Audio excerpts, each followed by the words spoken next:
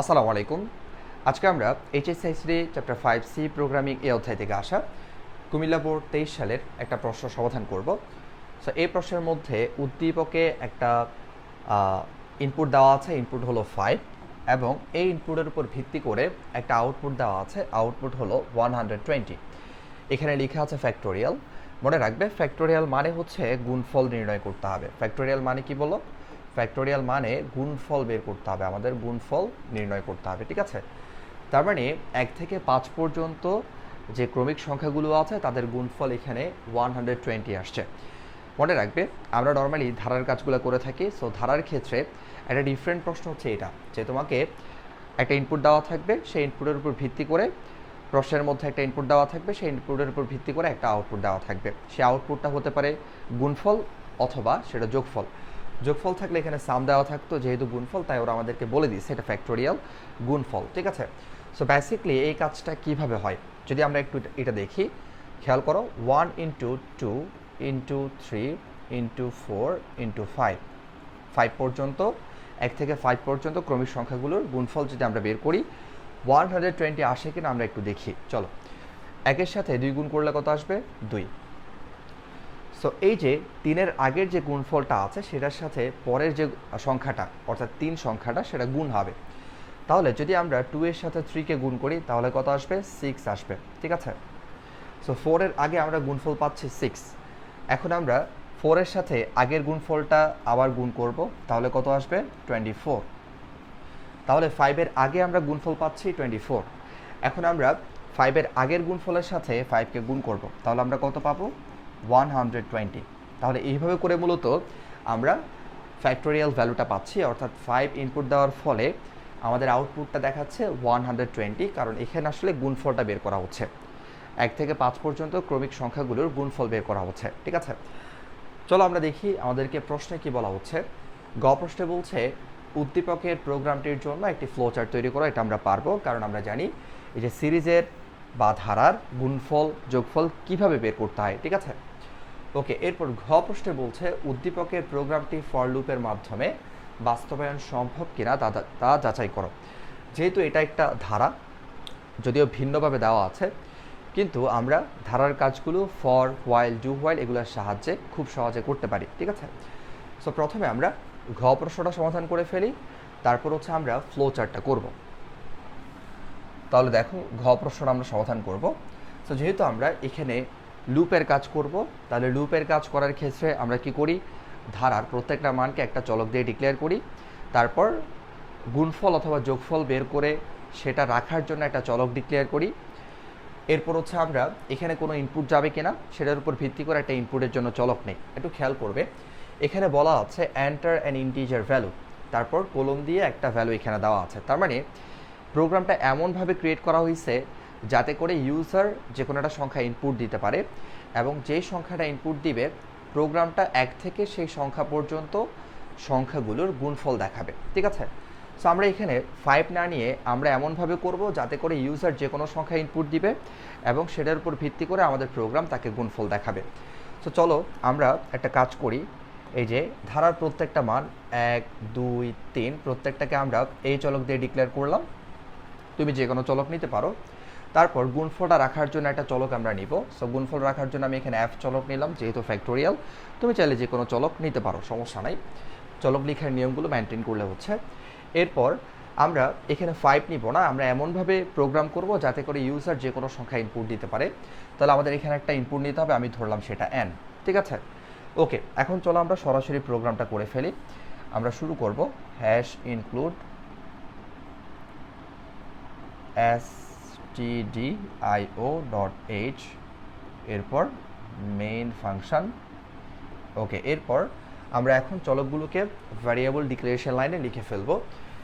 লিখব ইন্ট, প্রথমে আমি লিখলাম এ, ধারার প্রত্যেকটা মানকে আমি এ ধরলাম।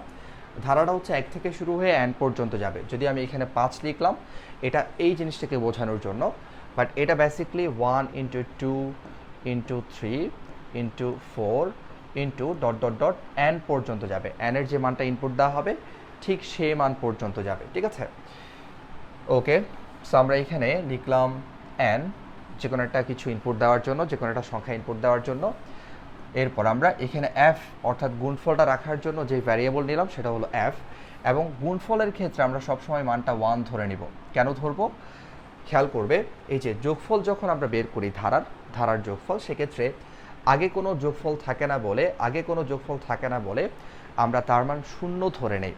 আর গুণফলের ক্ষেত্রে 0 ধরা যাবে না, কারণ 0 যদি আমরা ধরি সেক্ষেত্রে আলটিমেট রেজাল্ট কিন্তু 0 চলে আসবে, কারণ 0-র সাথে কোনো কিছু গুণ করলে 0ই কিন্তু আউটপুটে আসে, ঠিক আছে।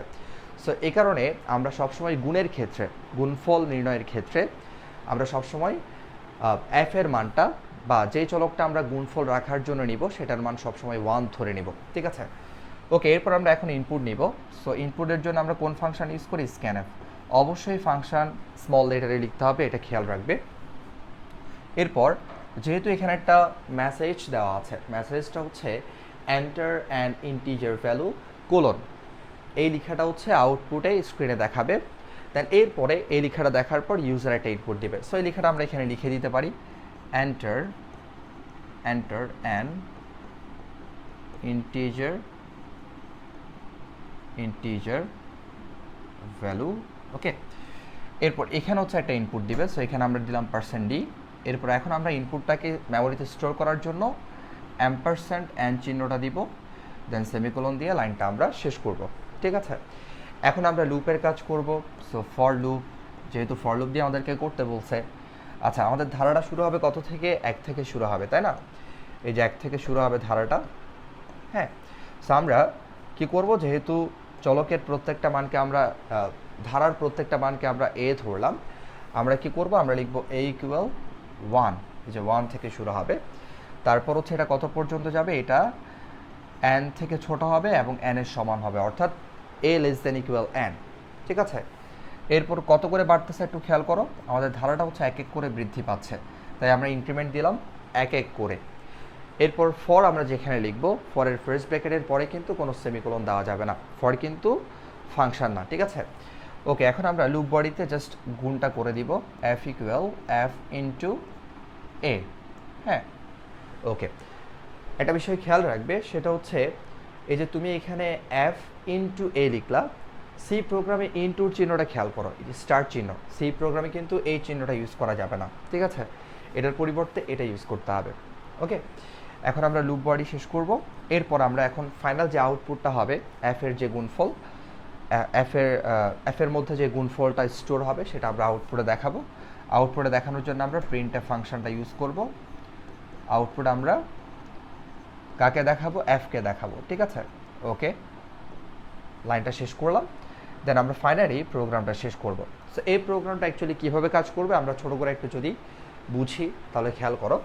এখানে প্রোগ্রাম রিড করবে, এখানে কী কী ভ্যারিয়েবল দেওয়া আছে এটা রিড করবে, তারপর এখানে একটা ইনপুট দেওয়া হবে, ধরে নিলাম অ্যাডের মান হচ্ছে এখানে 5 দেওয়া আছে। ওকে, এরপর এখানে যখন আসবে একটু খেয়াল করো, এখানে যখন আসবে দেখতে পাবে এর মান 1 দেওয়া আছে, তখন সে লুপ বডিতে ঢুকবে। এফ এর মান আমরা 1 ধরলাম, সো 1 এর সাথে এ এর মান 1 গুণ হবে, গুণ হয়ে যে গুণফলটা বের হবে সেটা এই জায়গায় রয়ে যাবে, ঠিক আছে। তারপর এর মানটা এখানে আসবে ইনক্রিমেন্টে, এসে এর মান প্রথমে ছিল 1, 1 এর সাথে 1 যোগ হওয়ার পর 2 হবে, 2টা n এর মান থেকে ছোটো কিনা এটা চেক করবে। যেহেতু আমরা n এর মান 5 ধরে নিলাম, সেক্ষেত্রে এর মান 5 থেকে ছোট, তখন সে আবার লুপ বডিতে ঢুকবে, এখান থেকে এখানে আসবে। যদি এর মানটা n এর মান থেকে ছোট হয় সে আবার লুপ বডিতে ঢুকবে। আগের গুণফল 1 এর সাথে এখন 2টা গুণ হবে, তাহলে 1 × 2 করলে কত আসবে? 2 আসবে, ঠিক আছে। পরবর্তীতে আবার এর মানটা ইনক্রিমেন্ট হবে, 2 এর সাথে 1 যোগ হওয়ার পরে 3 হবে, 3টা যদি n এর মান থেকে ছোট হয় তখন এর আগের গুণফল একটু আগের গুণফলের সাথে অর্থাৎ 2 এর সাথে 3 গুণ হবে, 3 গুণ হয়ে 6টা রয়ে যাবে। অর্থাৎ যতক্ষণ পর্যন্ত এর মানটা n এর মান থেকে ছোট হবে ততক্ষণ প্রোগ্রামটা চলতে থাকবে, গুণের কাজটা হতে থাকবে।